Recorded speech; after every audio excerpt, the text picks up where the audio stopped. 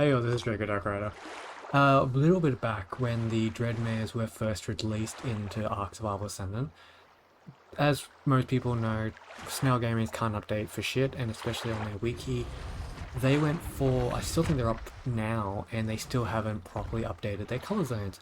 I even posted a picture of every single zone, and I plan to do that after this video, but I'm going to do the same thing for Elderclaws, because just like then, the Elderclaw and the Dreadmare are both in situations where you go to their wiki and it doesn't tell you what their exact color zones are. So this is going to be a quick brief video. I will say two facts beforehand. They do in fact breed twins. I've had several pop out as twins, as you can see here. These two are the twins I got from the original parents, and I'm breeding them for proper mutations. The ones I'm about to show in a moment are not mutations, they are ones I've coloured solely to show you which zones are which, because I've dyed them all certain colours and made sure that you can see. The one thing I will say though is, for those that don't know, once you've got tamed ones, these buds don't require any attention. As long as there's fertilizer and water, you can literally just leave them alone. There's no cooldown or anything, there's no worry about losing imprint, whatever. So for these guys, I'll show you with the spyglass. I've turned them all, except for one zone, into pure black. Now, as you can see by the stuff that's still green or whatever, there's some parts of it that are not colorable. That also includes the eyes. If you look at all of them, even the ones that are like this one, which are kind of hard to see, or this one that's a little bit easier to see, the light glowing in their eyes is not colorable.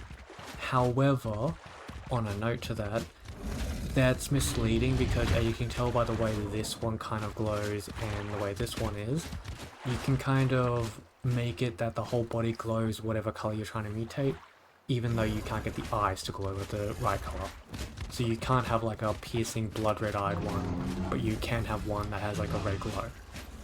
So starting off with this one, as you can tell here, the majority of the body, I'll bring it out into the sunlight, but do this one by one. But as you can tell with this one, mostly it's half the roots. As you can tell here, it's a lot of the face, part of the roots in the intertwining body and around the back, but like this one's very vivid, so it's very easy to notice. And then like I'm gonna go through these one by one, so that way it's easier to see which ones are which. I didn't do this with the Dreadmare because it was a lot easier to see their zones, but these ones are a bit bigger, and I figured why not give you guys a proper detailed one. But if we go to this one, you will notice, oh, didn't mean to jump. You'll notice the flowers. It's very subtle on zone 2, but these flowers that you see around and very minute details, they are the actual second zone, or what would be classed as zone 1. Because for those that don't know, like creature zones in Ark are numbered 0 to 5, not 1 to 6. So the zone 1, which is technically a second slot, that's all the flowers on this one. So make sure you look out for that on the babies, or if you go North some spyglass, that can help out a lot as well. And you've got this one. This one's again a lot easier to notice. It's one of the easiest to notice, because as you can see, a lot of the intertwining body, as well as what kind of makes it glow, pretty much the accent I would say, as well as the mushrooms for the most part, they are.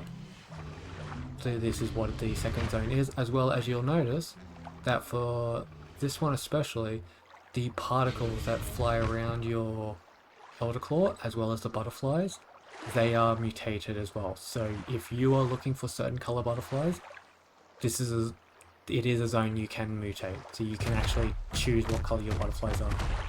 Which also is for those that are hoping for rainbow butterflies. Unfortunately, that is a no on this, but who knows, maybe there could be a mod to change that in future, depending on if there's a developer that decides to do that. Then you got this zone which does the other half of the mushrooms, This one's a lot more subtle, but you can see here, it's just the mushrooms really on this one, not real much else on that. It's pretty neat, it's pretty self-explanatory one, not really much to go for that one. You got this one, which again is one of the most easiest to spot, being it's mostly the intertwining roots all around the whole body. This one's more of the outer roots than the inner roots like the other one, but it's also got the eye mask and the nose. So it's very interesting because you can actually have a contrast between the eyes and the face if you get the right colors and actually get some really nice patterning. I will be experimenting with this when I properly try to mutate my own Elderclaws. And then finally, obviously this one is going to be happening. The crest is mutatable, more of the outer roots, the back root, so all of that's mutatable. So pretty much about 90 to 95% of the Elderclaw is mutatable, as you saw by all of them. The only thing you have to remember is that the grass, for the most part, while a lot of it can change colour depending on the colours around it, the vegetation-ish part of it, except for the flowers, will stay a green or a brown. And the eyes. That glow in the eyes will always be a white, though it will possibly look different depending on if you have like the rest of the glowing mutation looking different. You could actually end up making it give the appearance that it's got a different color. But that's about it. I wanted to keep this short and sweet, so that's why this is I just wanted to make sure this was under a 10-minute video, so that way you guys knew how to solve all this.